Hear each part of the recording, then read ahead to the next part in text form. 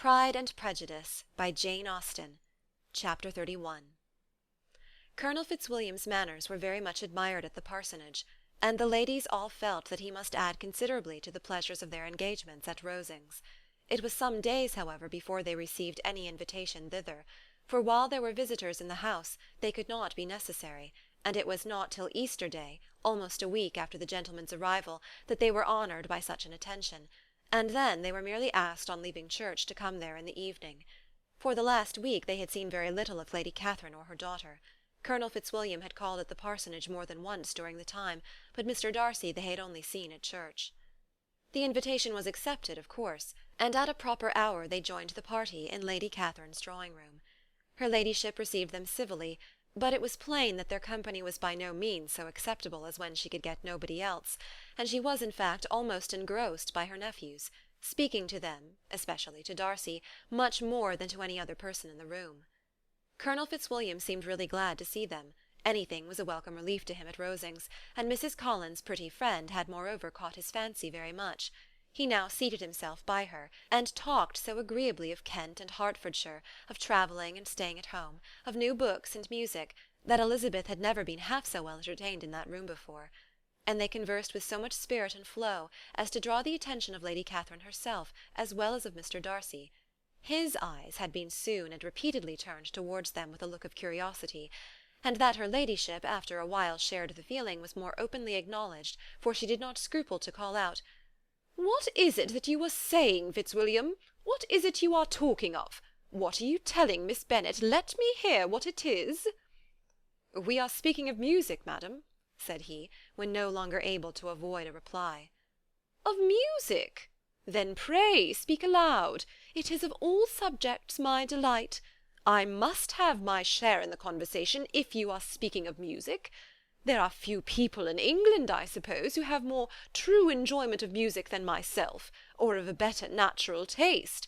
If I had ever learnt, I should have been a great proficient, and so would Anne, if her health had allowed her to apply. I am confident that she would have performed delightfully. How does Georgiana get on, Darcy?" Mr. Darcy spoke with affectionate praise of his sister's proficiency. "I am very glad to hear such a good account of her," said Lady Catherine, "and pray tell her from me that she cannot expect to excel if she does not practise a good deal." "I assure you, madam," he replied, "that she does not need such advice. She practises very constantly." "So much the better. It cannot be done too much, and when I next write to her I shall charge her not to neglect it on any account.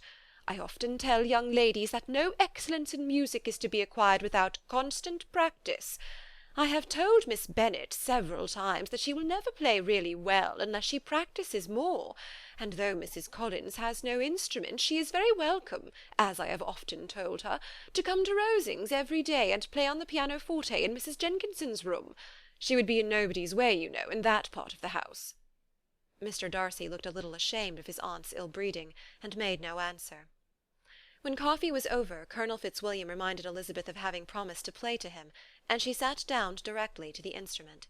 He drew a chair near her. Lady Catherine listened to half a song, and then talked as before to the other nephew, till the latter walked away from her, and making with his usual deliberation towards the pianoforte, stationed himself so as to command a full view of the fair performer's countenance. Elizabeth saw what he was doing, and at the first convenient pause, turned to him with an arch smile, and said, "You mean to frighten me, Mr. Darcy, by coming in all this state to hear me. I will not be alarmed, though your sister does play so well. There is a stubbornness about me that never can bear to be frightened at the will of others. My courage always rises at every attempt to intimidate me." "I shall not say you are mistaken," he replied, "because you could not really believe me to entertain any design of alarming you, and I have had the pleasure of your acquaintance long enough to know that you find great enjoyment in occasionally professing opinions which in fact are not your own." Elizabeth laughed heartily at this picture of herself, and said to Colonel Fitzwilliam, "Your cousin will give you a very pretty notion of me, and teach you not to believe a word I say. I am particularly unlucky in meeting with a person so able to expose my real character in a part of the world where I had hoped to pass myself off with some degree of credit. Indeed, Mr. Darcy, it is very ungenerous in you to mention all that you knew to my disadvantage in Hertfordshire. and give me leave to say, very impolitic too, for it is provoking me to retaliate, and such things may come out as will shock your relations to hear." "I am not afraid of you," said he, smilingly. "Pray let me hear what you have to accuse him of," cried Colonel Fitzwilliam. "I should like to know how he behaves among strangers." "You shall hear, then, but prepare yourself for something very dreadful. The first time of my ever seeing him in Hertfordshire, you must know, was at a ball. And at this ball, what do you think he did? He danced only 4 dances, though gentlemen were scarce, and to my certain knowledge more than one young lady was sitting down in want of a partner. Mr. Darcy, you cannot deny the fact." "I had not at that time the honour of knowing any lady in the assembly beyond my own party." "True, and nobody can ever be introduced in a ball-room. Well, Colonel Fitzwilliam, what do I play next? My fingers await your orders." "Perhaps," said Darcy, "I should have judged better, had I sought an introduction, but I am ill qualified to recommend myself to strangers." "Shall we ask your cousin the reason of this?" said Elizabeth, still addressing Colonel Fitzwilliam. "Shall we ask him why a man of sense and education, and who has lived in the world, is ill qualified to recommend himself to strangers?" "I can answer your question," said Fitzwilliam. "Without applying to him, it is because he will not give himself the trouble." "I certainly have not the talent which some people possess," said Darcy, "of conversing easily with those I have never seen before. I cannot catch their tone of conversation, or appear interested in their concerns, as I often see done." "My fingers," said Elizabeth, "do not move over this instrument in the masterly manner which I see so many women's do. They have not the same force or rapidity, and do not produce the same expression. But then I have always supposed it to be my own fault, because I will not take the trouble of practising. It is not that I do not believe my fingers as capable as any other woman's of superior execution." Darcy smiled and said, "You are perfectly right. You have employed your time much better. No one admitted to the privilege of hearing you can think anything wanting. We neither of us perform to strangers."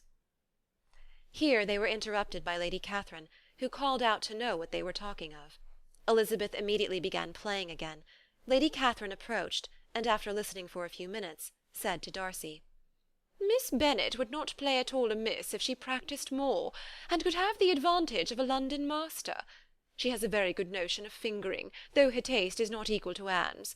Anne would have been a delightful performer, had her health allowed her to learn." Elizabeth looked at Darcy to see how cordially he assented to his cousin's praise, but neither at that moment, nor at any other, could she discern any symptom of love, and from the whole of his behaviour to Miss de Bourgh she derived this comfort for Miss Bingley, that he might have been just as likely to marry her had she been his relation. Lady Catherine continued her remarks on Elizabeth's performance, mixing with them many instructions on execution and taste. Elizabeth received them with all the forbearance of civility, and at the request of the gentlemen, remained at the instrument till her ladyship's carriage was ready to take them all home. Chapter 31. Pride and Prejudice, by Jane Austen. Chapter 32. Elizabeth was sitting by herself the next morning, and writing to Jane while Mrs. Collins and Maria were gone on business into the village, when she was startled by a ring at the door, the certain signal of a visitor. As she had heard no carriage, she thought it not unlikely to be Lady Catherine, and under that apprehension was putting away her half-finished letter that she might escape all impertinent questions, when the door opened, and to her very great surprise, Mr. Darcy, and Mr. Darcy only, entered the room. He seemed astonished, too, at finding her alone, and apologized for his intrusion by letting her know that he had understood all the ladies were to be within. They then sat down, and when her inquiries after Rosings were made, seemed in danger of sinking into total silence. It was absolutely necessary, therefore, to think of something, and in this emergence, recollecting when she had seen him last in Hertfordshire, and feeling curious to know what he would say on the subject of their hasty departure, she observed, "How very suddenly you all quitted Netherfield last November, Mr. Darcy. It must have been a most agreeable surprise to Mr. Bingley to see you all after him so soon, for if I recollect right, he went but the day before. He and his sisters were well, I hope, when you left London?" "Perfectly so, I thank you." She found that she was to receive no other answer, and after a short pause added, "I think I have understood that Mr. Bingley has not much idea of ever returning to Netherfield again."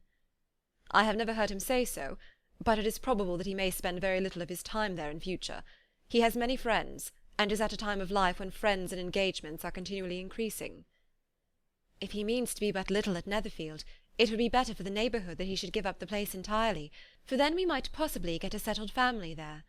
But perhaps Mr. Bingley did not take the house so much for the convenience of the neighbourhood as for his own, and we must expect him to keep it or quit it on the same principle."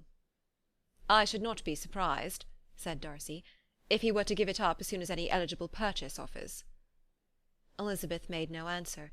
She was afraid of talking longer of his friend, and having nothing else to say, was now determined to leave the trouble of finding a subject to him. He took the hint, and soon began with, "This seems a very comfortable house. Lady Catherine, I believe, did a great deal to it when Mr. Collins first came to Hunsford." "I believe she did, and I am sure she could not have bestowed her kindness on a more grateful object." "Mr. Collins appears to be very fortunate in his choice of wife." "Yes, indeed. His friends may well rejoice in his having met with one of the very few sensible women who would have accepted him, or have made him happy if they had. My friend has an excellent understanding, though I am not certain that I consider her marrying Mr. Collins as the wisest thing she ever did. She seems perfectly happy, however, and in a prudential light it is certainly a very good match for her." "It must be very agreeable for her to be settled within so easy distance of her family and friends." "An easy distance, do you call it? It is nearly 50 miles." "And what is 50 miles of good road? Little more than half a day's journey. Yes, I call it a very easy distance." "I should never have considered the distance as one of the advantages of the match," cried Elizabeth. "I should never have said Mrs. Collins was settled near her family." "It is a proof of your own attachment to Hertfordshire. Anything beyond the very neighbourhood of Longbourn, I suppose, would appear far." As he spoke there was a sort of smile which Elizabeth fancied she understood. He must be supposing her to be thinking of Jane and Netherfield, and she blushed as she answered, "I do not mean to say that a woman may not be settled too near her family. The far and the near must be relative, and depend on many varying circumstances. Where there is fortune to make the expenses of travelling unimportant, distance becomes no evil. But that is not the case here. Mr. and Mrs. Collins have a comfortable income, but not such a one as will allow of frequent journeys, and I am persuaded my friend would not call herself near her family under less than half the present distance."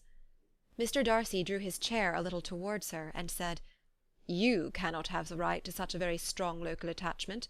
You cannot have been always at Longbourn." Elizabeth looked surprised. The gentleman experienced some change of feeling. He drew back his chair, took a newspaper from the table, and glancing over it, said in a colder voice, "Are you pleased with Kent?" A short dialogue on the subject of the country ensued, on either side calm and concise, and soon put an end to by the entrance of Charlotte and her sister, just returned from her walk. The tete-a-tete surprised them. Mr. Darcy related the mistake which had occasioned his intruding on Miss Bennet, and after sitting a few minutes longer without saying much to anybody, went away. "What can be the meaning of this?" said Charlotte, as soon as he was gone. "My dear Eliza, he must be in love with you, or he would never have called on us in this familiar way." But when Elizabeth told of his silence, it did not seem very likely, even to Charlotte's wishes, to be the case, and after various conjectures, they could at last only suppose his visit to proceed from the difficulty of finding anything to do, which was the more probable from the time of year. All field sports were over. Within doors there was Lady Catherine, books, and a billiard table, but a gentleman cannot always be within doors, and in the nearness of the parsonage, or the pleasantness of the walk to it, or of the people who lived in it, the two cousins found a temptation from this period of walking thither almost every day. They called at various times of the morning, sometimes separately, sometimes together, and now and then accompanied by their aunt. It was plain to them all that Colonel Fitzwilliam came because he had pleasure in their society, a persuasion which of course recommended him still more, and Elizabeth was reminded by her own satisfaction in being with him, as well as by his evident admiration of her former favourite George Wickham, and though in comparing them she saw there was less captivating softness in Colonel Fitzwilliam's manners, she believed he might have the best informed mind. But why Mr. Darcy came so often to the parsonage, it was more difficult to understand. It could not be for society, as he frequently sat there 10 minutes together without opening his lips, and when he did speak it seemed the effect of necessity rather than of choice, a sacrifice to propriety, not a pleasure to himself. He seldom appeared really animated. Mrs. Collins knew not what to make of him. Colonel Fitzwilliam's occasionally laughing at his stupidity proved that he was generally different, which her own knowledge of him could not have told her, and as she would like to have believed this change the effect of love, and the object of that love her friend Eliza, she set herself seriously at work to find it out. She watched him whenever they were at Rosings, and whenever he came to Hunsford, but without much success. He certainly looked at her friend a great deal, but the expression of that look was disputable. It was an earnest, steadfast gaze, but she often doubted whether there were much admiration in it, and sometimes it seemed nothing but absence of mind. She had once or twice suggested to Elizabeth the possibility of his being partial to her, but Elizabeth always laughed at the idea, and Mrs. Collins did not think it right to press the subject, from the danger of raising expectations which might only end in disappointment, for in her opinion it admitted not of a doubt that all her friend's dislike would vanish if she could suppose him to be in her power. In her kind schemes for Elizabeth she sometimes planned her marrying Colonel Fitzwilliam. He was beyond comparison the most pleasant man, he certainly admired her, and his situation in life was most eligible, but, to counterbalance these advantages, Mr. Darcy had considerable patronage in the church, and his cousin could have none at all. Chapter 32. Pride and Prejudice, by Jane Austen. Chapter 33. More than once did Elizabeth, in her ramble within the park, unexpectedly meet Mr. Darcy. She felt all the perverseness of the mischance that should bring him where no one else was brought, and, to prevent its ever happening again, took care to inform him at first that it was a favourite haunt of hers. How it could occur a second time, therefore, was very odd. Yet it did, and even a third. It seemed like wilful ill-nature, or a voluntary penance, for on these occasions it was not merely a few formal inquiries and an awkward pause and then away, but he actually thought it necessary to turn back and walk with her.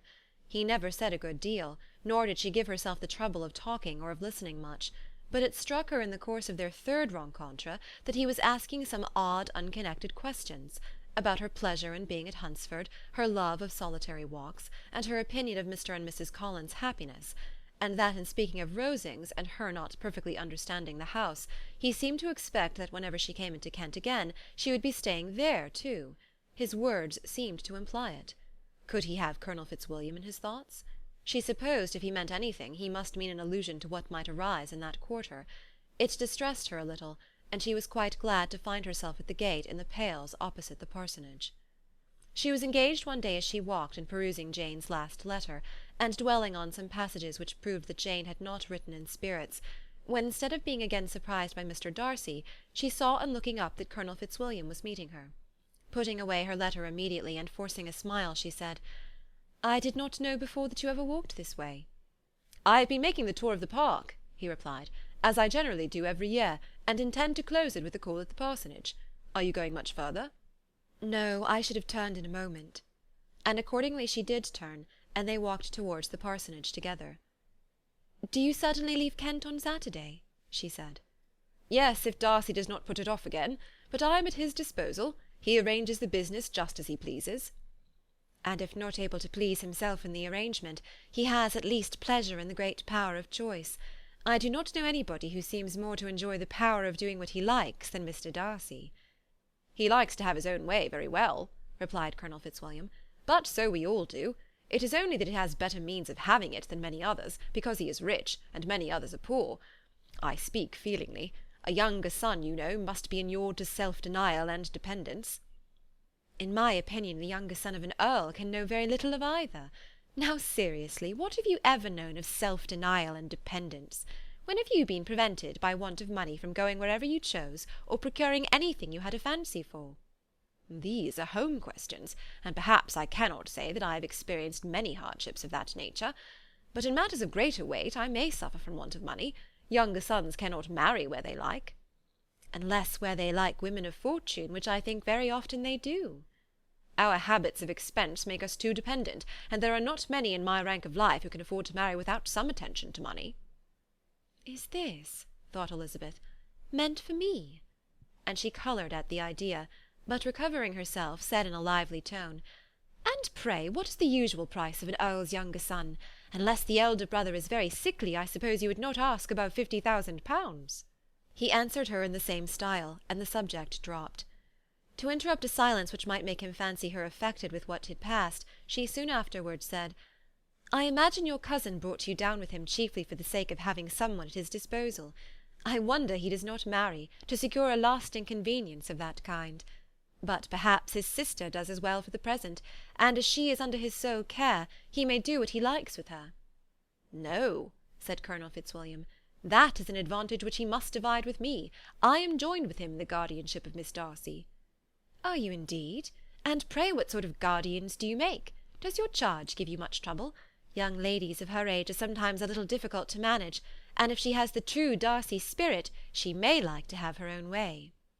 As she spoke, she observed him looking at her earnestly, and the manner in which he immediately asked her why she supposed Miss Darcy likely to give them any uneasiness convinced her that she had somehow or other got pretty near the truth.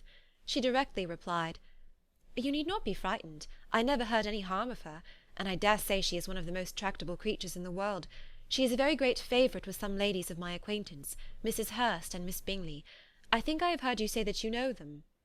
"I know them a little. Their brother is a pleasant, gentlemanlike man. He is a great friend of Darcy's."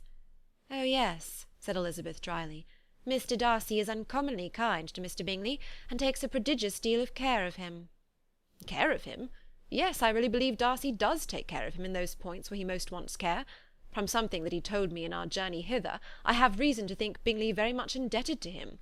But I ought to beg his pardon, for I have no right to suppose that Bingley was the person meant. It was all conjecture." "What is it you mean?" "It is a circumstance which Darcy could not wish to be generally known, because if it were to get round to the lady's family it would be an unpleasant thing." "You may depend upon my not mentioning it." "And remember that I have not much reason for supposing it to be Bingley. What he told me was merely this, that he congratulated himself on having lately saved a friend from the inconveniences of a most imprudent marriage, but without mentioning names or any other particulars, and I only suspected it to be Bingley from believing him the kind of young man to get into a scrape of that sort, and from knowing them to have been together the whole of last summer." "Did Mr. Darcy give you reasons for this interference?" "I understood that there are some very strong objections against the lady." "And what arts did he use to separate them?" "He did not talk to me of his own arts," said Fitzwilliam, smiling. "He only told me what I have told you now." Elizabeth made no answer, and walked on, her heart swelling with indignation. After watching her a little, Fitzwilliam asked her why she was so thoughtful. "I am thinking of what you have been telling me," said she. "Your cousin's conduct does not suit my feelings. Why was he to be the judge?" "You are rather disposed to call his interference officious." "I do not see what right Mr. Darcy had to decide on the propriety of his friend's inclination, or why upon his own judgment alone he was to determine and direct in what manner his friend was to be happy. But," she continued, recollecting herself, "as we know none of the particulars, it is not fair to condemn him. It is not to be supposed that there was much affection in the case." "That is not an unnatural surmise," said Fitzwilliam, "but it is a lessening of the honour of my cousin's triumph very sadly." This was spoken jestingly, but it appeared to her so just a picture of Mr. Darcy that she would not trust herself with an answer, and therefore, abruptly changing the conversation, talked on indifferent matters until they reached the parsonage. There, shut into her own room as soon as their visitor left them, she could think without interruption of all that she had heard. It was not to be supposed that any other people could be meant than those with whom she was connected. There could not exist in the world two men over whom Mr. Darcy could have such boundless influence. That he had been concerned in the measures taken to separate Bingley and Jane she had never doubted, but she had always attributed to Miss Bingley the principal design and arrangement of them. If his own vanity, however, did not mislead him, he was the cause, his pride and caprice were the cause, of all that Jane had suffered and still continued to suffer. He had ruined for a while every hope of happiness for the most affectionate, generous heart in the world, and no one could say how lasting an evil he might have inflicted.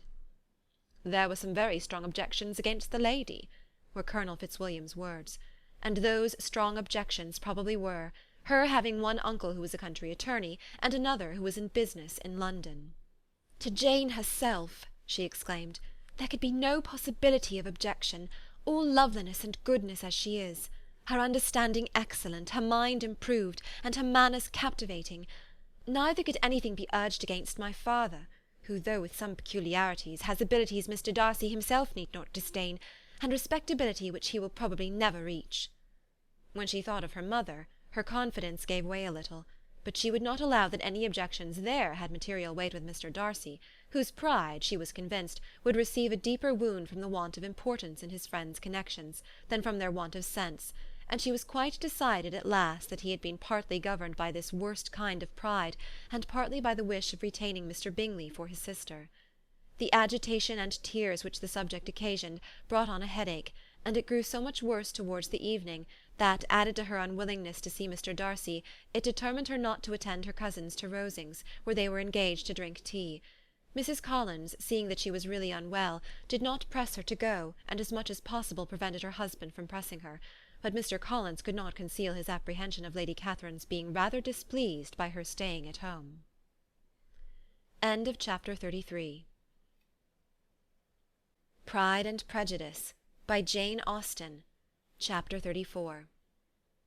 When they were gone, Elizabeth, as if intending to exasperate herself as much as possible against Mr. Darcy, chose for her employment the examination of all the letters which Jane had written to her since her being in Kent.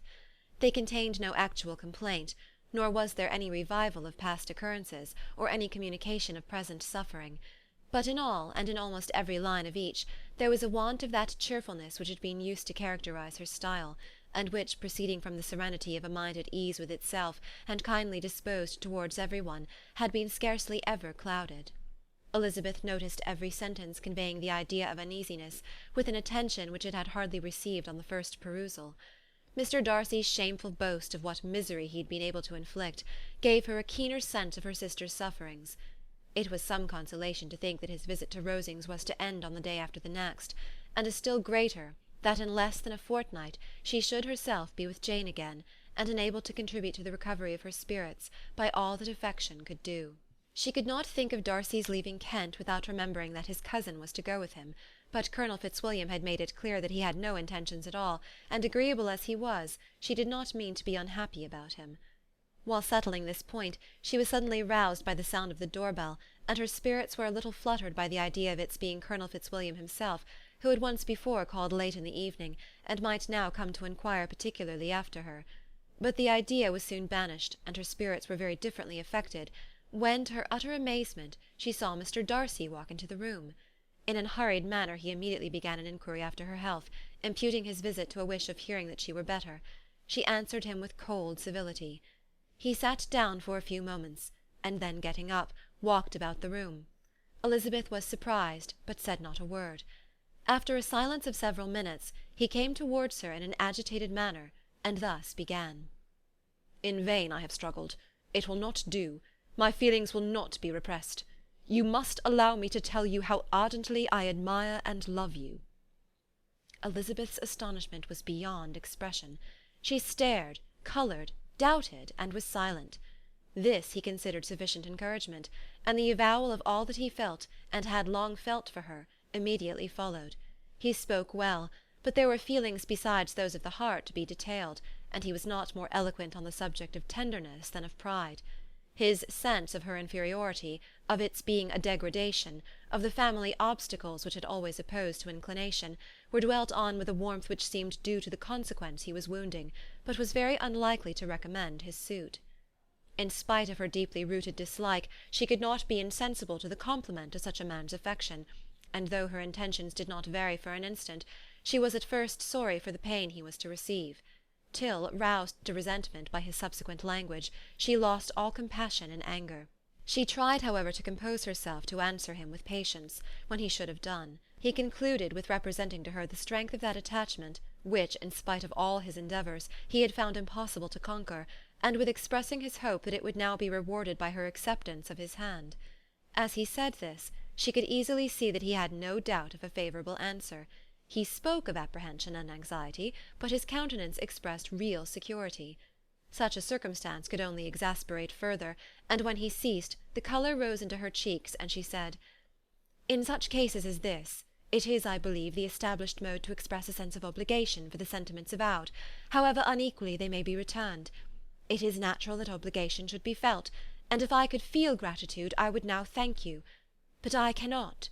I have never desired your good opinion, and you have certainly bestowed it most unwillingly. I am sorry to have occasioned pain to any one. It has been most unconsciously done, however, and I hope will be of short duration. The feelings which, you tell me, have long prevented the acknowledgment of your regard, can have little difficulty in overcoming it after this explanation." Mr. Darcy, who was leaning against the mantelpiece with his eyes fixed on her face, seemed to catch her words with no less resentment than surprise. His complexion became pale with anger, and the disturbance of his mind was visible in every feature.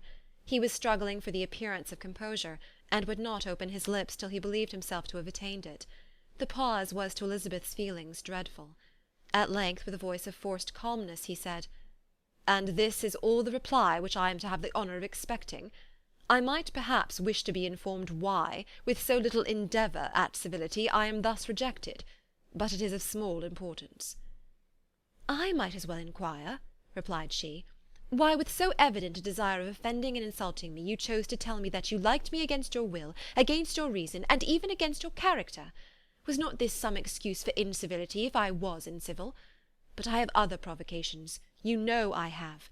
Had not my feelings decided against you, had they been indifferent, or had they even been favourable, do you think that any consideration would tempt me to accept the man who has been the means of ruining, perhaps for ever, the happiness of a most beloved sister?" As she pronounced these words, Mr. Darcy changed colour, but the emotion was short, and he listened without attempting to interrupt her, while she continued, "I have every reason in the world to think ill of you. No motive can excuse the unjust and ungenerous part you acted there.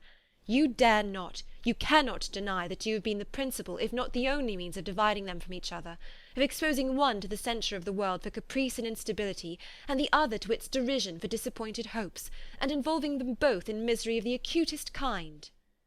She paused, and saw with no slight indignation that he was listening with an air which proved him wholly unmoved by any feeling of remorse. He even looked at her with a smile of affected incredulity. "Can you deny that you have done it?" she repeated. With assumed tranquillity he then replied, "I have no wish of denying that I did everything in my power to separate my friend from your sister, or that I rejoice in my success. Towards him I have been kinder than towards myself." Elizabeth disdained the appearance of noticing this civil reflection, but its meaning did not escape, nor was it likely to conciliate her. "But it is not merely this affair," she continued, "on which my dislike is founded. Long before it had even taken place, my opinion of you was decided. Your character was unfolded in the recital which I received many months ago from Mr. Wickham. On this subject, what can you have to say? In what imaginary act of friendship can you here defend yourself? Or under what misrepresentation can you here impose upon others?" "You take an eager interest in that gentleman's concerns?" said Darcy, in a less tranquil tone, and with a heightened colour. "Who that knows what his misfortunes have been can help feeling an interest in him?" "His misfortunes!" repeated Darcy contemptuously. "Yes, his misfortunes have been great indeed." "And of your infliction," cried Elizabeth with energy. "You have reduced him to his present state of poverty, comparative poverty. You have withheld the advantages which you must know to have been designed for him. You have deprived the best years of his life of that independence which was no less his due than his desert. You have done all this, and yet you can treat the mention of his misfortune with contempt and ridicule." "And this," cried Darcy, as he walked with quick steps across the room, "is your opinion of me? This is the estimation which you hold me? I thank you for explaining it so fully. My faults, according to this calculation, are heavy indeed. But perhaps," added he, stopping in his walk and turning towards her, "these offences might have been overlooked, had not your pride been hurt by my honest confession of the scruples that had long prevented my forming any serious design. These bitter accusations might have been suppressed, had I, with greater policy, concealed my struggles, and flattered you into the belief of my being impelled by unqualified, unalloyed inclination, by reason, by reflection, by everything. But disguise of every sort is my abhorrence. Nor am I ashamed of the feelings I related. They were natural and just. Could you expect me to rejoice in the inferiority of your connections? To congratulate myself on the hope of relations whose condition in life is so decidedly beneath my own?" Elizabeth felt herself growing more angry every moment, yet she tried to the utmost to speak with composure when she said, "You are mistaken, Mr. Darcy, if you suppose that the mode of your declaration affected me in any other way than as it spared the concern which I might have felt in refusing you, had you behaved in a more gentlemanlike manner." She saw him start at this, but he said nothing, and she continued, "You could not have made the offer of your hand in any possible way that would have tempted me to accept it." Again his astonishment was obvious, and he looked at her with an expression of mingled incredulity and mortification. She went on, From the very beginning, from the first moment, I may almost say, of my acquaintance with you, your manners, impressing me with the fullest belief of your arrogance, your conceit, and your selfish disdain for the feelings of others, was such as to form the groundwork of disapprobation, on which succeeding events have built so immovable a dislike. And I had not known you a month before I felt that you were the last man in the world whom I could ever be prevailed on to marry. You have said quite enough, madam. I perfectly comprehend your feelings, and have now only to be ashamed of what my own have been. Forgive me for having taken up so much of your time, and accept my best wishes for your health and happiness." And with these words he hastily left the room, and Elizabeth heard him the next moment open the front door and quit the house. The tumult of her mind was now painfully great. She knew not how to support herself, and from actual weakness sat down and cried for half an hour.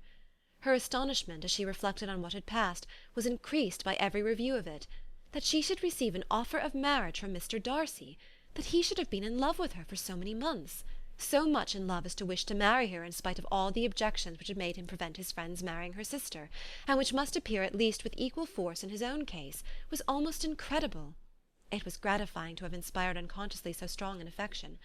But his pride, his abominable pride, his shameless avowal of what he had done with respect to Jane, his unpardonable assurance in acknowledging, though he could not justify it, and the unfeeling manner in which he had mentioned Mr. Wickham, his cruelty towards whom he had not attempted to deny, soon overcame the pity which the consideration of his attachment had for a moment excited. She continued in very agitated reflections, till the sound of Lady Catherine's carriage made her feel how unequal she was to encounter Charlotte's observation, and hurried her away to her room. Chapter 34. Pride and Prejudice by Jane Austen. Chapter 35. Elizabeth awoke the next morning to the same thoughts and meditations which had at length closed her eyes. She could not yet recover from the surprise of what had happened. It was impossible to think of anything else, and totally indisposed for employment, she resolved, soon after breakfast, to indulge herself in air and exercise. She was proceeding directly to her favourite walk, when the recollection of Mr. Darcy's sometimes coming there stopped her, and instead of entering the park, she turned up the lane which led farther from the turnpike road. The park paling was still the boundary on one side, and she soon passed one of the gates into the grounds. After walking 2 or 3 times along that part of the lane, she was tempted, by the pleasantness of the morning, to stop at the gates and look into the park. The 5 weeks which she had now passed in Kent had made a great difference in the country, and every day was adding to the verdure of the early trees. She was on the point of continuing her walk, when she caught a glimpse of a gentleman within the sort of grove which edged the park. He was moving that way, and fearful of its being Mr. Darcy, she was directly retreating. But the person who advanced was now near enough to see her, and stepping forward with eagerness, pronounced her name. She had turned away, but on hearing herself called, though in a voice which proved it to be Mr. Darcy, she moved again towards the gate. He had by that time reached it also, and holding out a letter which she instinctively took, said with a look of haughty composure, "I have been walking in the grove some time in the hope of meeting you. Will you do me the honour of reading that letter?" And then, with a slight bow, turned again into the plantation, and was soon out of sight. With no expectation of pleasure, but with the strongest curiosity, Elizabeth opened the letter, and to her still increasing wonder, perceived an envelope containing 2 sheets of letter paper, written quite through in a very close hand. The envelope itself was likewise full. Pursuing her way along the lane, she then began it. It was dated from Rosings at 8 o'clock in the morning, and was as follows. "Be not alarmed, madam, on receiving this letter, by the apprehension of its containing any repetition of those sentiments, or renewal of those offers, which were last night so disgusting to you.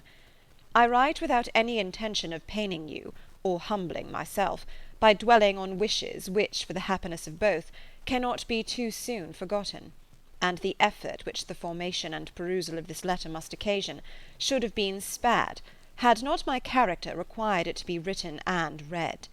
You must, therefore, pardon the freedom with which I demand your attention.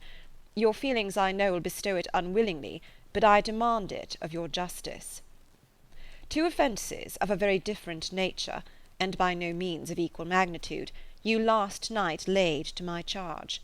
The first mentioned was, that regardless of the sentiments of either, I had detached Mr. Bingley from your sister; and the other, that I had, in defiance of various claims, in defiance of honour and humanity, ruined the immediate prosperity and blasted the prospects of Mr. Wickham.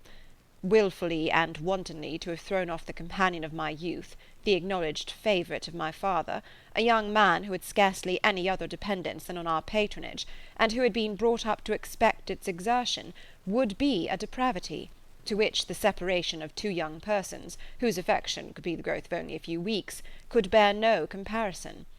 But from the severity of that blame which was last night so liberally bestowed, respecting each circumstance, I shall hope to be in the future secured, when the following account of my actions and their motives has been read. If, in the explanation of them, which is due to myself, I am under the necessity of relating feelings which may be offensive to yours, I can only say that I am sorry. The necessity must be obeyed, and further apology would be absurd. I had not long been in Hertfordshire before I saw, in common with others, that Bingley preferred your elder sister to any other young woman in the country. But it was not till the evening of the dance at Netherfield that I had any apprehension of his feeling a serious attachment. I had often seen him in love before.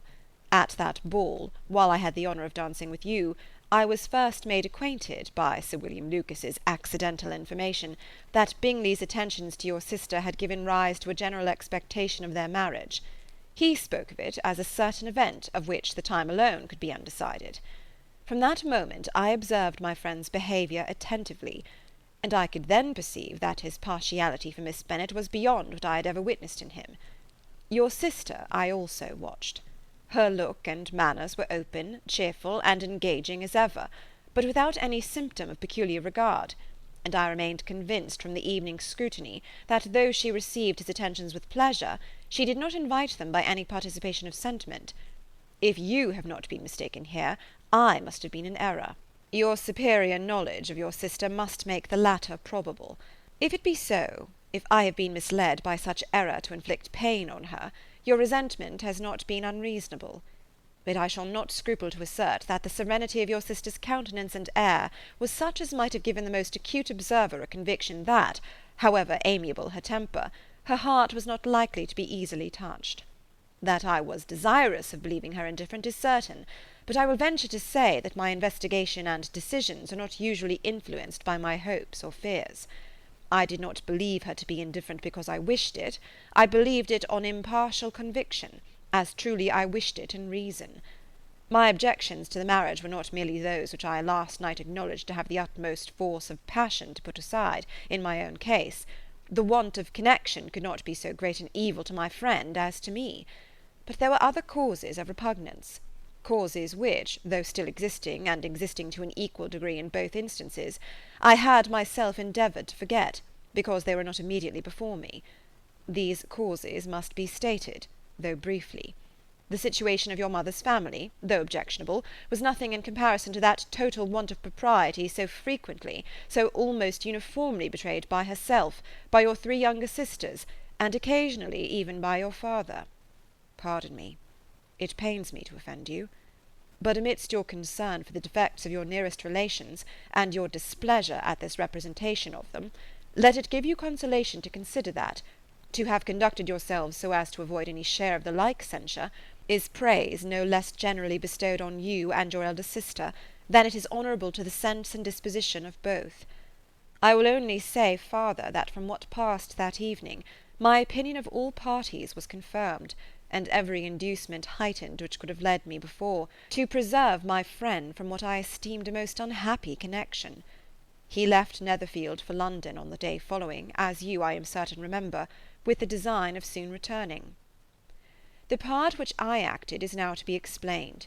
His sister's uneasiness had been equally excited with my own.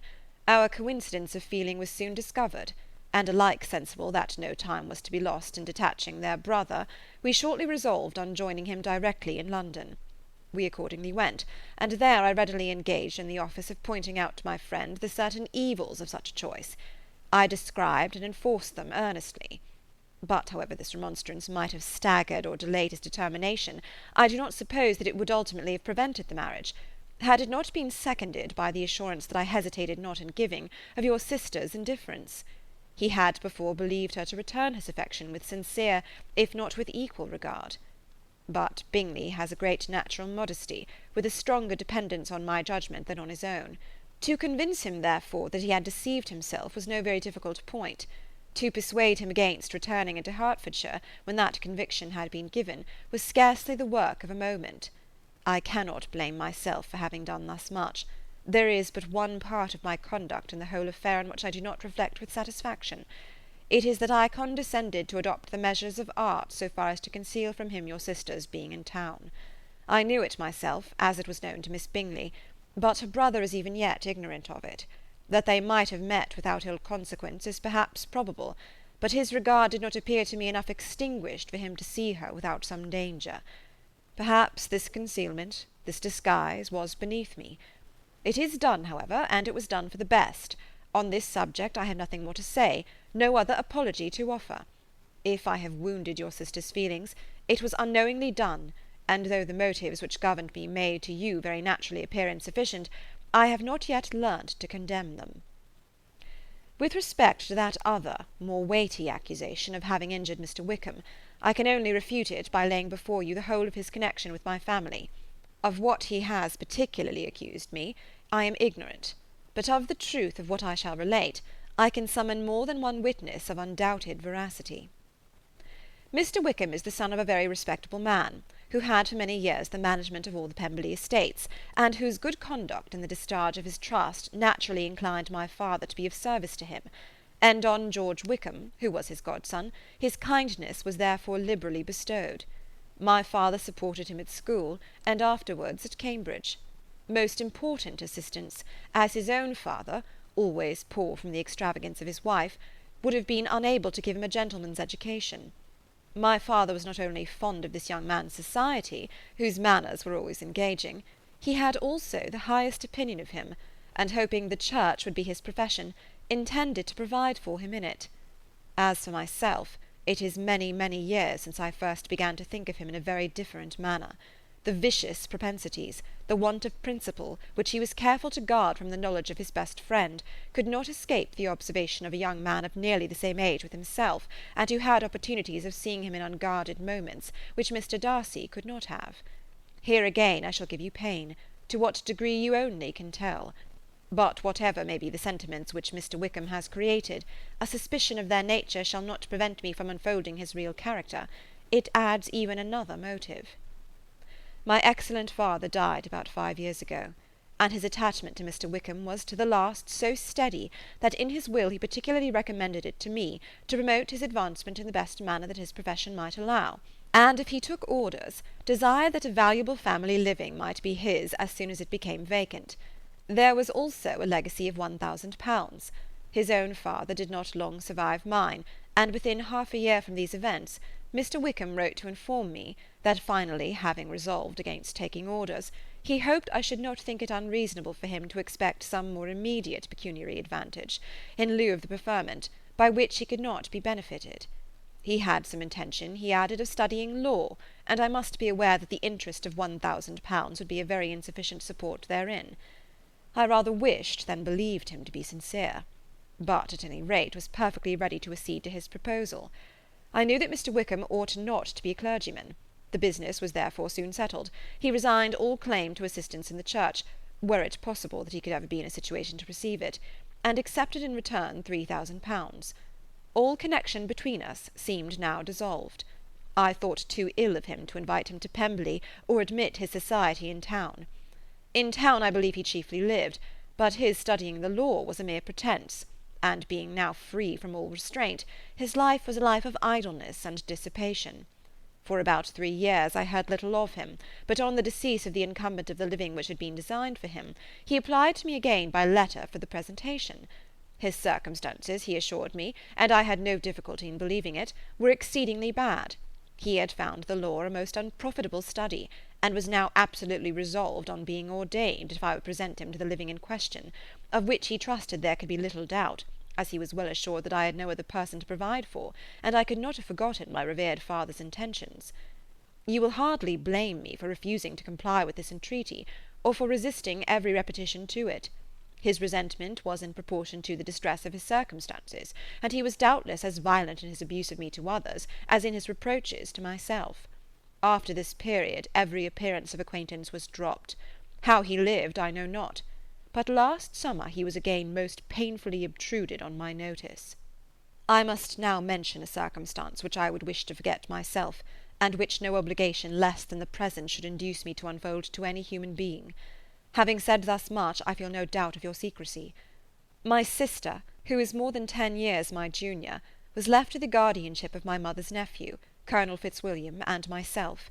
About a year ago she was taken from school, and an establishment formed for her in London, and last summer she went with the lady who presided over it to Ramsgate, and thither also went Mr. Wickham, undoubtedly by design, for there proved to have been a prior acquaintance between him and Mrs. Young, in whose character we most unhappily deceived, and by her connivance and aid he so far recommended himself to Georgiana, whose affectionate heart retained a strong impression of his kindness to her as a child, that she was persuaded to believe herself in love, and to consent to an elopement.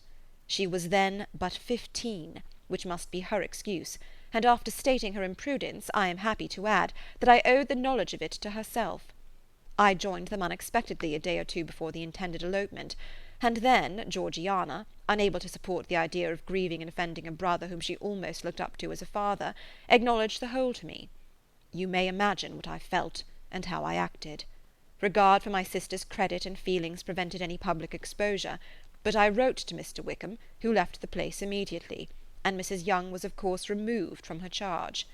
Mr. Wickham's chief object was unquestionably my sister's fortune, which is £30,000, but I cannot help supposing that the hope of revenging himself on me was a strong inducement. His revenge would have been complete indeed. This, madam, is a faithful narrative of every event in which we have been concerned together, and if you do not absolutely reject it as false, you will, I hope, acquit me henceforth of cruelty towards Mr. Wickham. I know not in what manner, under what form of falsehood he had imposed on you, but his success is not perhaps to be wondered at. Ignorant as you previously were of everything concerning either, detection could not be in your power, and suspicion certainly not in your inclination. You may possibly wonder why all this was not told you last night, but I was not then master enough of myself to know what could or ought to be revealed. For the truth of everything here related, I can appeal more particularly to the testimony of Colonel Fitzwilliam, who, from our near relationship and constant intimacy, and still more as one of the executors of my father's will, has been unavoidably acquainted with every particular of these transactions. If your abhorrence of me should make my assertions valueless, you cannot be prevented by the same cause from confiding in my cousin, and that there may be the possibility of consulting him, I shall endeavour to find some opportunity of putting this letter in your hands in the course of the morning. I will only add, God bless you. Fitzwilliam Darcy. End of chapter 35. Pride and Prejudice by Jane Austen. Chapter 36. If Elizabeth, when Mr. Darcy gave her the letter, did not expect it to contain a renewal of his offers, she had formed no expectation at all of its contents. But such as they were, it may well be supposed how eagerly she went through them, and what a contrariety of emotion they excited. Her feelings, as she read, were scarcely to be defined. With amazement did she first understand that he believed any apology to be in his power, and steadfastly was she persuaded that he could have no explanation to give which a just sense of shame would not conceal. With a strong prejudice against everything he might say, she began his account of what had happened at Netherfield. She read with an eagerness which hardly left her power of comprehension, and from impatience of knowing what the next sentence might bring, was incapable of attending to the sense of the one before her eyes. His belief of her sister's insensibility she instantly resolved to be false, and his account of the real, the worst objections to the match, made her too angry to have any wish of doing him justice. He expressed no regret for what he had done which satisfied her. His style was not penitent, but haughty. It was all pride and insolence. But when this subject was succeeded by his account of Mr. Wickham, when she read with somewhat clearer attention a relation of events which, if true, must overthrow every cherished opinion of his worth, and which bore so alarming an affinity to his own history of himself, her feelings were yet more acutely painful and more difficult of definition. Astonishment, apprehension, and even horror oppressed her. She wished to discredit it entirely, repeatedly exclaiming, "This must be false! This cannot be! This must be the grossest falsehood!" And when she had gone through the whole letter, though scarcely knowing anything of the last page or two, put it hastily away, protesting that she would not regard it, that she would never look in it again. In this perturbed state of mind, with thoughts that could not rest on anything, she walked on, but it would not do. In half a minute the letter was unfolded again, and collecting herself as well as she could, she again began the mortifying perusal of all that related to Wickham, and commanded herself so far as to examine the meaning of every sentence. The account of his connection with the Pemberley family was exactly what he had related himself, and the kindness of the late Mr. Darcy, though she had not before known its extent, agreed equally well with his own words. So far each recital confirmed the other, but when she came to the will, the difference was great. What Wickham had said of the living was fresh in her memory, and as she recalled his very words, it was impossible not to feel that there was gross duplicity on one side or the other, and for a few moments she flattered herself that her wishes did not err. But when she read and re-read with the closest attention the particulars immediately following of Wickham's resigning all pretences to the living, of his receiving in lieu so considerable a sum as £3,000, again was she forced to hesitate. She put down the letter, weighed every circumstance with what she meant to be impartiality, deliberated on the probability of each statement, but with little success. On both sides it was only assertion. Again she read on, but every line proved more clearly that the affair, which she had believed it impossible that any contrivance could so represent as to render Mr. Darcy's conduct in it less than infamous, was capable of a turn which must make him entirely blameless throughout the whole. The extravagance and general profligacy which he scrupled not to lay at Mr. Wickham's charge exceedingly shocked her, the more so as she could bring no proof of its injustice. She had never heard of him before his entrance into the Blankshire militia, in which he had engaged at the persuasion of the young man who, on meeting him accidentally in town, had there renewed a slight acquaintance. Of his former way of life nothing had been known in Hertfordshire but what he told himself. As to his real character, had information been in her power, she had never felt a wish of inquiring. His countenance, voice, and manner had established him at once in the possession of every virtue. She tried to recollect some instance of goodness, some undistinguished trait of integrity or benevolence, that might rescue him from the attacks of Mr. Darcy, or at least, by the predominance of virtue, atone for those casual errors under which she would endeavour to class what Mr. Darcy had described as the idleness and vice of many years' continuance. But no such recollection befriended her. She could see him instantly before her, in every charm of air and address, but she could remember no more substantial good than the general approbation of the neighbourhood, and the regard which his social powers had gained him in the mess. After pausing on this point a considerable while, she once more continued to read. But alas! the story which followed, of his designs on Miss Darcy, received some confirmation from what had passed between Colonel Fitzwilliam and herself only the morning before, and at last she was referred for the truth of every particular to Colonel Fitzwilliam himself, from whom she had previously received the information of his near concern in all his cousin's affairs, and whose character she had no reason to question.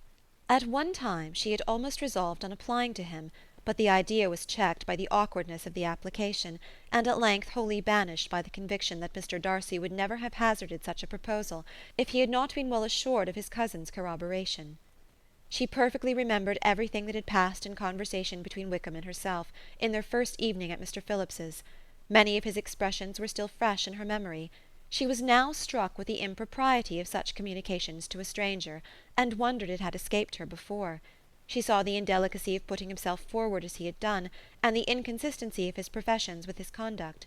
She remembered that he had boasted of having no fear of seeing Mr. Darcy, that Mr. Darcy might leave the country, but that he should stand his ground. Yet he had avoided the Netherfield ball the very next week. She remembered also that, till the Netherfield family had quitted the country, he had told his story to no one but herself, and that after their removal it had been everywhere discussed, that he had then no reserves, no scruples in sinking Mr. Darcy's character, though he had assured her that respect for the father would always prevent his exposing the son. How differently did everything now appear in which he was concerned! His attentions to Miss King were now the consequence of views solely and hatefully mercenary, and the mediocrity of her fortune proved no longer the moderation of his wishes, but his eagerness to grasp at anything. His behaviour to herself could now have had no tolerable motive. He had either been deceived with regard to her fortune, or had been gratifying his vanity by encouraging the preference which she believed she had most incautiously shown.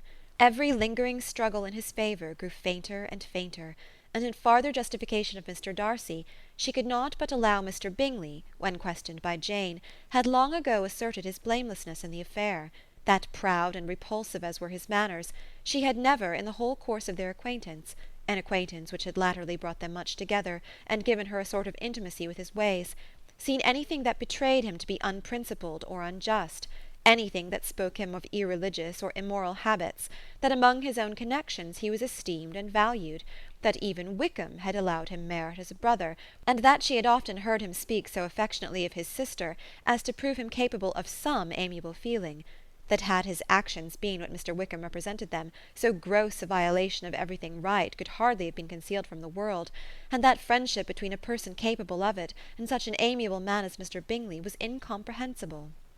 She grew absolutely ashamed of herself. Of neither Darcy nor Wickham could she think without feeling she had been blind, partial, prejudiced, absurd. "How despicably have I acted!" she cried.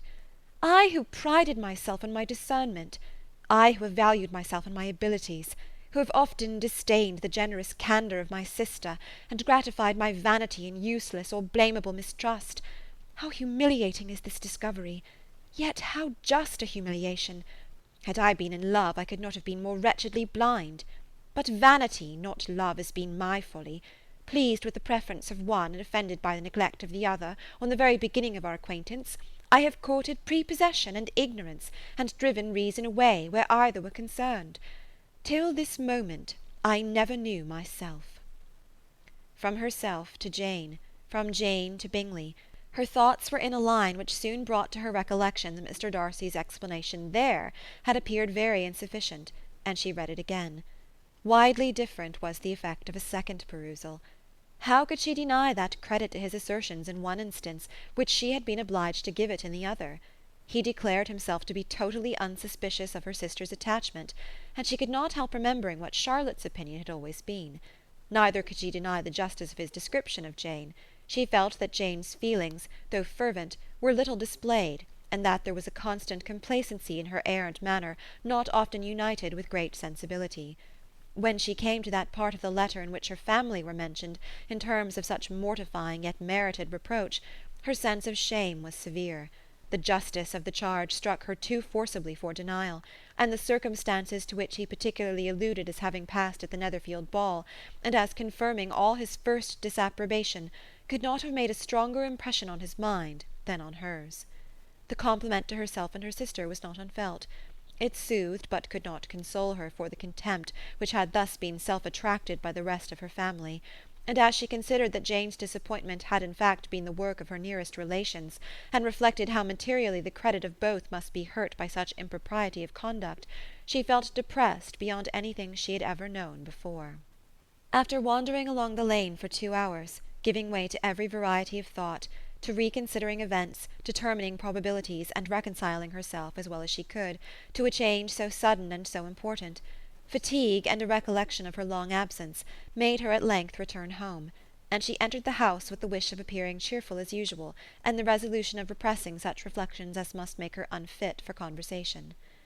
She was immediately told that the 2 gentlemen from Rosings had each called during her absence, Mr. Darcy only for a few minutes to take leave, but that Colonel Fitzwilliam had been sitting with them at least an hour, hoping for her return, and almost resolving to walk after her till she could be found. Elizabeth could but just affect concern in missing him. She really rejoiced at it. Colonel Fitzwilliam was no longer an object.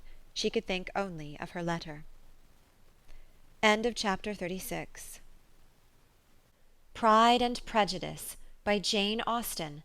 Chapter 37. The 2 gentlemen left Rosings the next morning, and Mr. Collins, having been in waiting near the lodges to make them his parting obeisance, was able to bring home the pleasing intelligence of their appearing in very good health, and in as tolerable spirits as could be expected after the melancholy scene so lately gone through at Rosings. To Rosings he then hastened, to console Lady Catherine and her daughter, and on his return brought back, with great satisfaction, a message from her ladyship, importing that she felt herself so dull as to make her very desirous of having them all to dine with her. Elizabeth could not see Lady Catherine without recollecting that, had she chosen it, she might by this time have been presented to her as her future niece, nor could she think, without a smile, of what her ladyship's indignation would have been. What would she have said? How would she have behaved? Were questions with which she amused herself. Their first subject was the diminution of the Rosings party. "I assure you I feel it exceedingly," said Lady Catherine. "I believe no one feels the loss of friends so much as I do, but I am particularly attached to these young men, and know them to be so much attached to me. They were excessively sorry to go, but so they always are. The dear Colonel rallied his spirits tolerably till just at last, but Darcy seemed to feel it most acutely, more, I think, than last year. His attachment to Rosings certainly increases." Mr. Collins had a compliment and an allusion to throw in here, which were kindly smiled on by the mother and daughter. Lady Catherine observed after dinner that Miss Bennet seemed out of spirits, and immediately accounting for it by herself, by supposing that she did not like to go home again so soon, she added, "But if that is the case, you must write to your mother and beg that you may stay a little longer. Mrs. Collins will be very glad of your company, I am sure." "I am much obliged to your ladyship for your kind invitation," replied Elizabeth, "but it is not in my power to accept it. I must be in town next Saturday." "Why, at that rate you will have been here only 6 weeks. I expected you to stay 2 months. I told Mrs. Collins so before you came. There can be no occasion for your going so soon. Mrs. Bennet could certainly spare you for another fortnight." "But my father cannot. He wrote last week to hurry my return." "Oh, your father, of course, may spare you if your mother can. Daughters are never of so much consequence to a father. And if you will stay another month complete, it will be in my power to take one of you as far as London, for I am going there in early June, for a week, and as Dawson does not object to the barouche box, there will be very good room for one of you. And indeed, if the weather should happen to be cool, I should not object to taking you both, as you are neither of you large." "You are all kindness, madam, but I believe we must abide by our original plan."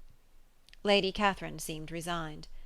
"Mrs. Collins, you must send a servant with them. You know I always speak my mind, and I cannot bear the idea of 2 young women travelling post by themselves. It is highly improper. You must contrive to send somebody. I have the greatest dislike in the world to that sort of thing. Young women should always be properly guarded and attended, according to their situation in life.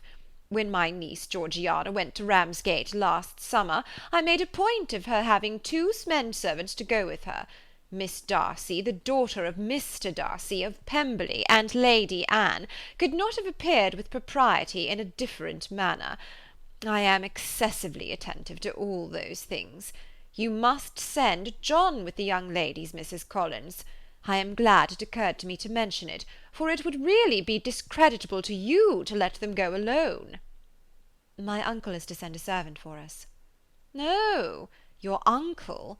He keeps a manservant, does he? I am very glad you have somebody who thinks of these things. Where shall you change horses? Oh, Bromley, of course. If you mention my name at the bell, you will be attended to."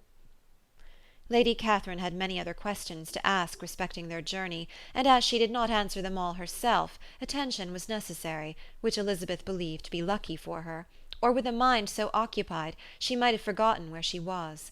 Reflection must be reserved for solitary hours. Whenever she was alone she gave way to it as the greatest relief, and not a day went by without a solitary walk, in which she might indulge in all the delight of unpleasant recollections. Mr. Darcy's letter she was in a fair way of soon knowing by heart. She studied every sentence, and her feelings towards its writer were at times widely different. When she remembered the style of his address, she was still full of indignation, but when she considered how unjustly she had condemned and upbraided him, her anger was turned against herself, and his disappointed feelings became the object of compassion. His attachment excited gratitude, his general character respect, but she could not approve him, nor could she for a moment repent her refusal, or feel the slightest inclination ever to see him again. In her own past behaviour there was a constant source of vexation and regret, and in the unhappy defects of her family a subject of yet heavier chagrin. They were hopeless of remedy. Her father, contented with laughing at them, would never exert himself to restrain the wild giddiness of his youngest daughters, and her mother, with manners so far from right herself, was entirely insensible of the evil. Elizabeth had frequently united with Jane in an endeavour to check the imprudence of Catherine and Lydia, but while they were supported by their mother's indulgence, what chance could there be of improvement? Catherine, weak-spirited, irritable, and completely under Lydia's guidance, had been always affronted by their advice, and Lydia, self-willed and careless, would scarcely give them a hearing. They were ignorant, idle, and vain. While there was an officer in Meryton, they would flirt with him, and while Meryton was within a walk of Longbourn, they would be going there for ever. Anxiety on Jane's behalf was another prevailing concern, and Mr. Darcy's explanation, by restoring Bingley to all her former good opinion, heightened the sense of what Jane had lost. His affection was proved to have been sincere, and his conduct cleared of all blame, unless any could attach to the implicitness of his confidence in his friend. How grievous, then, was the thought that, of a situation so desirable in every respect, so replete with advantage, so promising for happiness, Jane had been deprived, by the folly and indecorum of her own family. When to these recollections was added the development of Wickham's character, it may be easily believed that the happy spirits which had seldom been depressed before were now so much affected as to make it almost impossible for her to appear tolerably cheerful. Their engagements at Rosings were as frequent during the last week of her stay as they had been at first. The very last evening was spent there, and her ladyship again inquired minutely into the particulars of their journey, gave them directions as to the best method of packing, and was so urgent on the necessity of placing gowns in the only right way, that Maria thought herself obliged, on her return, to undo all the work of the morning, and pack her trunk afresh. When they parted, Lady Catherine, with great condescension, wished them a good journey, and invited them to come to Hunsford again next year, and Miss de Bourgh exerted herself so far as to curtsy and hold out her hand to both. Chapter 37. Pride and Prejudice, by Jane Austen. Chapter 38. On Saturday morning Elizabeth and Mr. Collins met for breakfast a few minutes before the others appeared, and he took the opportunity of paying the parting civilities which he deemed indispensably necessary. "I know not, Miss Elizabeth," said he, "whether Mrs. Collins has yet expressed her sense of your kindness in coming to us, but I am very certain you will not leave the house without receiving her thanks for it. The favour of your company has been much felt, I assure you. We know how little there is to tempt anyone to our humble abode. Our plain manner of living, our small rooms and few domestics, and the little we see of the world, must make Hunsford extremely dull to a young lady like yourself, but I hope you will believe us grateful for the condescension, and that we have done everything in our power to prevent your spending your time unpleasantly." Elizabeth was eager with her thanks and assurances of happiness. She had spent 6 weeks with great enjoyment, and the pleasure of being with Charlotte, and the kind attentions she had received, must make her feel the obliged. Mr. Collins was gratified, and with a more smiling solemnity replied, "It gives me great pleasure to hear that you have passed your time not disagreeably. We have certainly done our best, and most fortunately having it in our power to introduce you to very superior society, and from our connection with Rosings, the frequent means of varying the humble home scene, I think we may flatter ourselves that your Hunsford visit cannot have been entirely irksome. Our situation with regard to Lady Catherine's family is indeed the sort of extraordinary advantage and blessing which few can boast. You see on what a footing we are, you see how continually we are engaged there. In truth, I must acknowledge that, with all the disadvantages of this humble parsonage, I should not think any one abiding in it an object of compassion, while they are sharers of our intimacy at Rosings."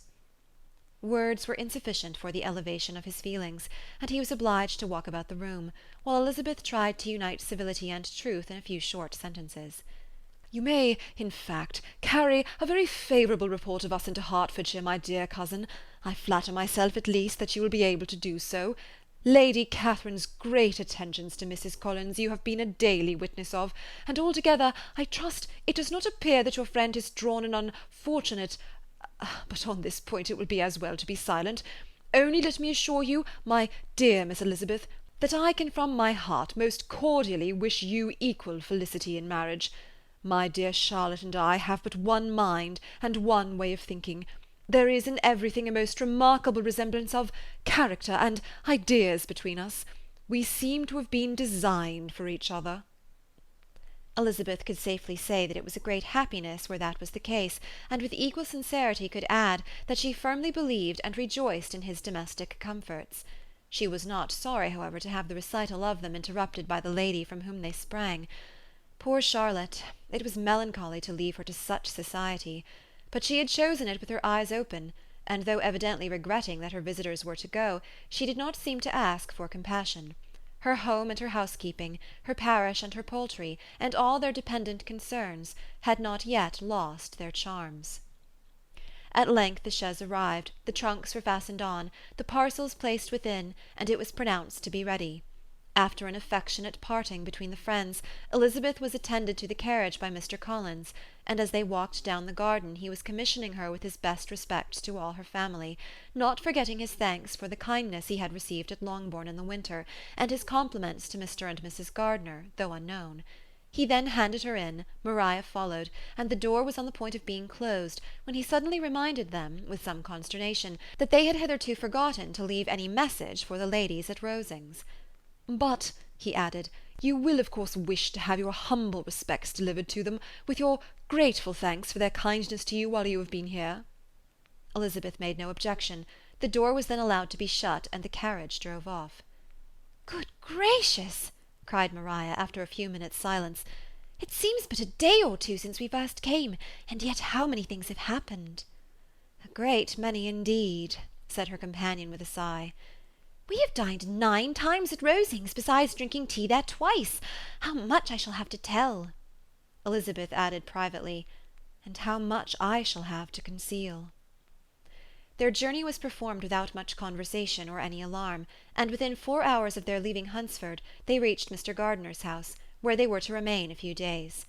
Jane looked well, and Elizabeth had little opportunity of studying her spirits, amidst the various engagements which the kindness of her aunt had reserved for them. But Jane was to go home with her, and at Longbourn there would be leisure enough for observation. It was not without an effort, meanwhile, that she could wait even for Longbourn before she told her sister of Mr. Darcy's proposals. To know that she had the power of revealing what would so exceedingly astonish Jane, and must at the same time so highly gratify whatever of her own vanity she had not yet been able to reason away, was such a temptation to openness as nothing could have conquered but the state of indecision which she remained as to the extent of what she should communicate, and her fear, if she once entered on the subject, of being hurried into repeating something of Bingley, which might only grieve her sister further. Chapter 38. Pride and Prejudice, by Jane Austen. Chapter 39. It was the second week in May, in which the 3 young ladies set out together from Gracechurch Street for the town of Blank, in Hertfordshire, and as they drew near the appointed inn where Mr. Bennet's carriage was to meet them, they quickly perceived, in token of the coachman's punctuality, both Kitty and Lydia looking out of a dining-room upstairs. These 2 girls had been above an hour in the place, happily employed in visiting an opposite milliner, watching the sentinel on guard, and dressing a salad and cucumber. After welcoming their sisters, they triumphantly displayed a table set out with such cold meat as an inn larder usually affords, exclaiming, "Is not this nice? Is not this an agreeable surprise?" "And we mean to treat you all," added Lydia, "but you must lend us the money, for we have just spent ours at the shop out there." Then showing her purchases, "Look here, I have bought this bonnet. I do not think it is very pretty, but I thought I might as well buy it as not. I shall pull it to pieces as soon as I get home, and see if I can make it up any better." And when her sisters abused it as ugly, she added with perfect unconcern, "Oh, but there were 2 or 3 much uglier in the shop, and when I have bought some prettier coloured satin to trim it with fresh, I think it will be very tolerable. Besides, it will not much signify what one wears this summer, after the Blankshire have left Meryton, and they are going in a fortnight." "Are they indeed?" cried Elizabeth with the greatest satisfaction. They are going to be encamped near Brighton, and I do so want papa to take us all there for the summer. It would be such a delicious scheme, and I dare say it would cost hardly anything at all. Mamma would like to go too, of all things. Only think what a miserable summer else we shall have." Yes, thought Elizabeth, that would be a delightful scheme indeed, and completely do for us at once. Good heaven! Brighton, and a whole campful of soldiers to us, who have been overset already by one poor regiment of militia and the monthly balls of Meryton. "Now I have got some news for you," said Lydia, as they sat down at table. "What do you think? It is excellent news, capital news, and about a certain person we all like." Jane and Elizabeth looked at each other, and the waiter was told he need not stay. Lydia laughed and said, "Ay, that is just like your formality and discretion. You thought the waiter must not hear, as if he cared. I dare say he often hears worse things said than I am going to say. But he is an ugly fellow. I am glad he's gone. I never saw such a long chin in my life. Well, but now for my news. It is about dear Wickham. Too good for the waiter, is it not? There is no danger of Wickham's marrying Mary King. There's for you. She is gone down to her uncle at Liverpool, gone to stay. Wickham is safe." "And Mary King is safe," added Elizabeth, "safe from a connection imprudent as to fortune." "She is a great fool for going away if she liked him." "But I hope there is no strong attachment on either side," said Jane. "I am sure there is not on his. I will answer for it. He never cared 3 straws about her. Who could, about such a nasty, freckled little thing?" Elizabeth was shocked to think that, however incapable of such coarseness of expression herself, the coarseness of the sentiment was little other than her own breast had harboured and fancied liberal. As soon as all had ate and the elder ones paid, the carriage was ordered, and after some contrivance, the whole party, with all their boxes, work-bags, and parcels, and the unwelcome addition of Kitty and Lydia's purchases, were seated in it. "How nicely we are all crammed in!" cried Lydia. "I am glad I bought my bonnet, if it is only for the fun of having another bandbox. Well, now let us be quite comfortable and snug, and talk and laugh all the way home.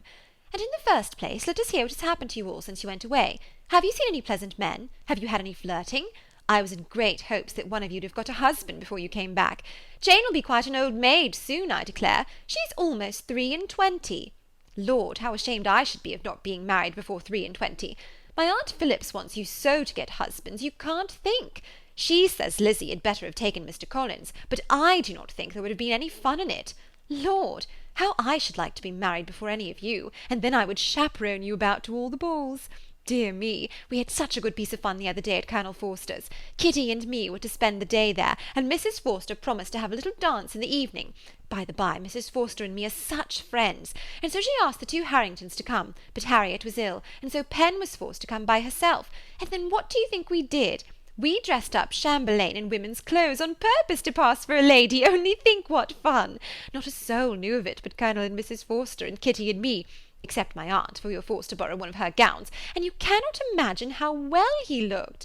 When Denny and Wickham and Pratt and 2 or 3 more of the men came in, they did not know him in the least. Lord, how I laughed, and so did Mrs. Forster. I thought I should have died. And that made the men suspect something, and then they soon found out what was the matter. With such kinds of histories and their parties and good jokes did Lydia, assisted by Kitty's hints and additions, endeavour to amuse her companions all the way to Longbourn. Elizabeth listened as little as she could, but there was no escaping the frequent mention of Wickham's name. Their reception at home was most kind.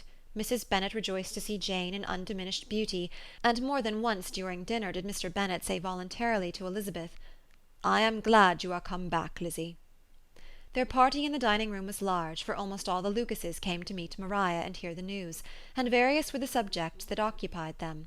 Lady Lucas was inquiring of Maria after the welfare and poultry of her eldest daughter. Mrs. Bennet was doubly engaged, on the one hand collecting an account of the present fashions from Jane, who sat some way below her, and on the other retailing them all to the younger Lucases, and Lydia, in a voice rather louder than any other person's, was enumerating the various pleasures of the morning to anybody who would hear her.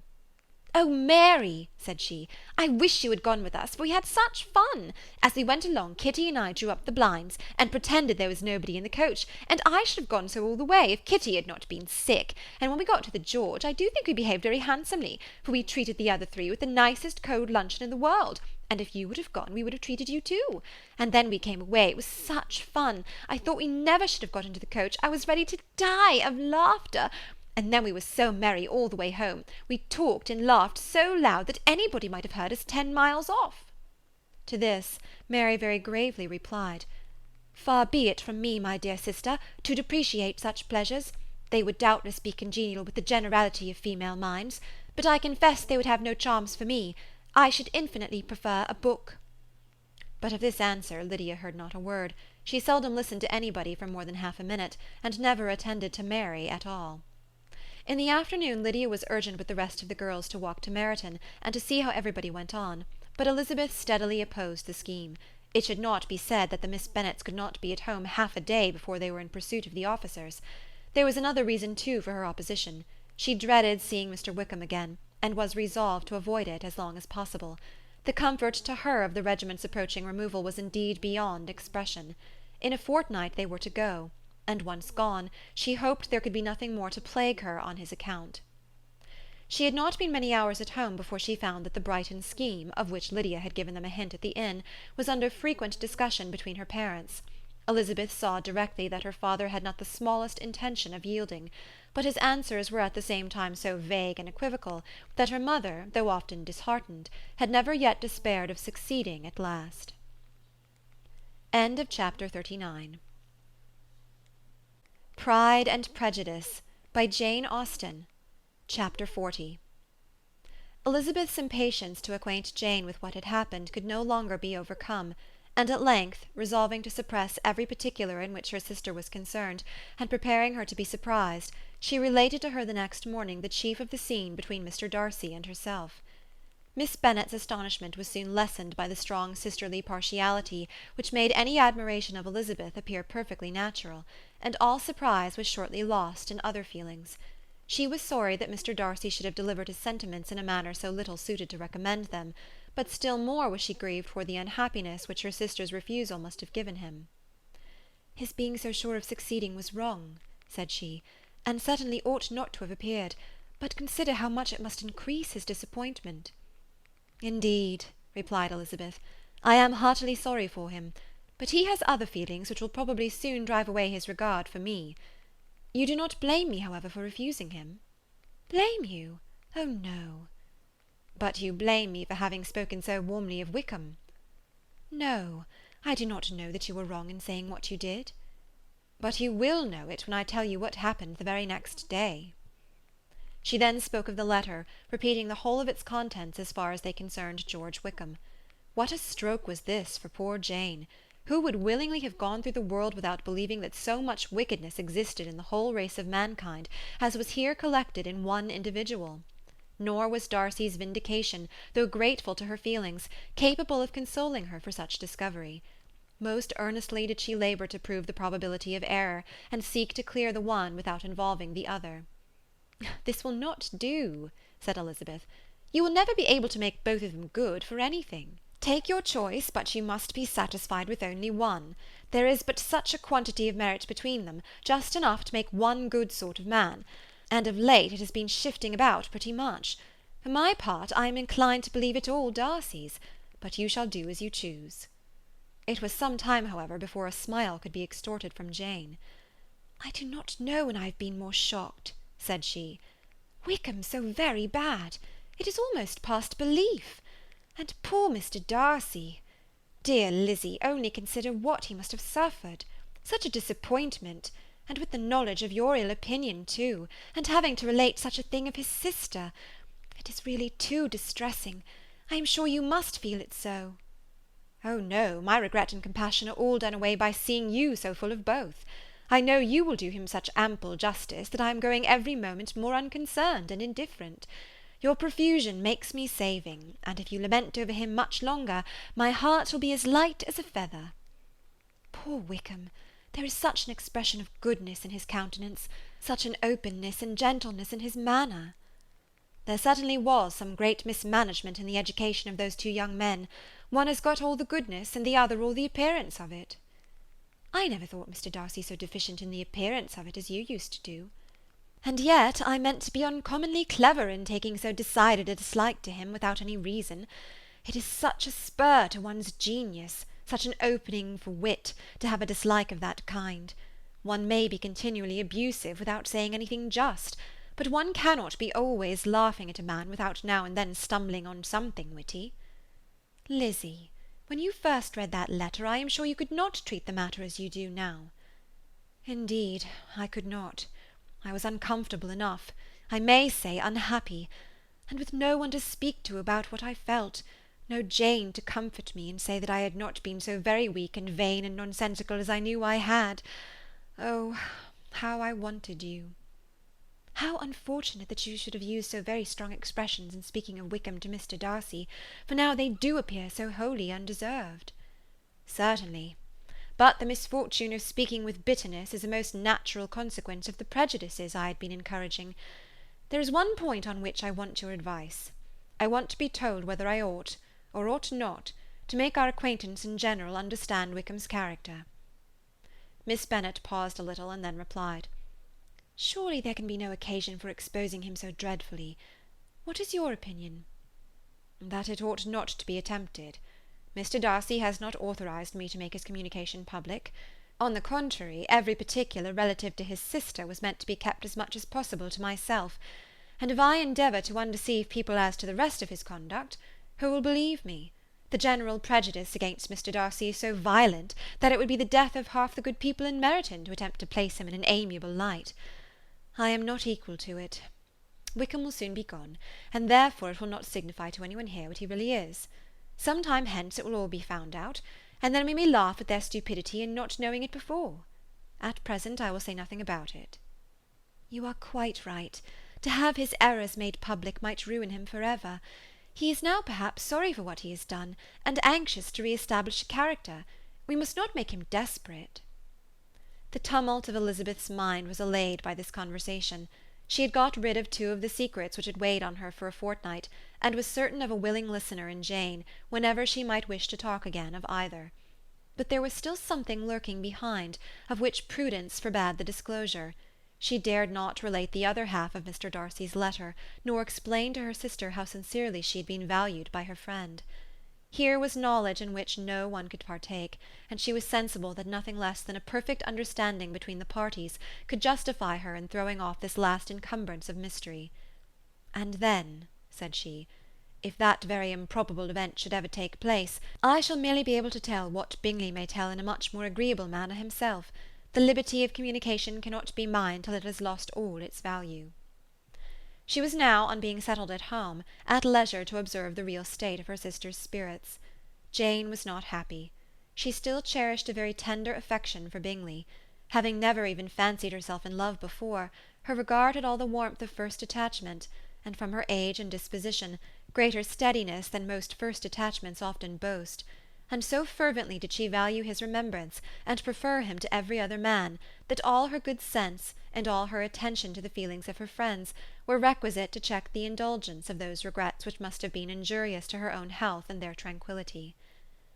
"Well, Lizzie," said Mrs. Bennet one day, "what is your opinion now of this sad business of Jane's? For my part, I am determined never to speak of it again to anybody.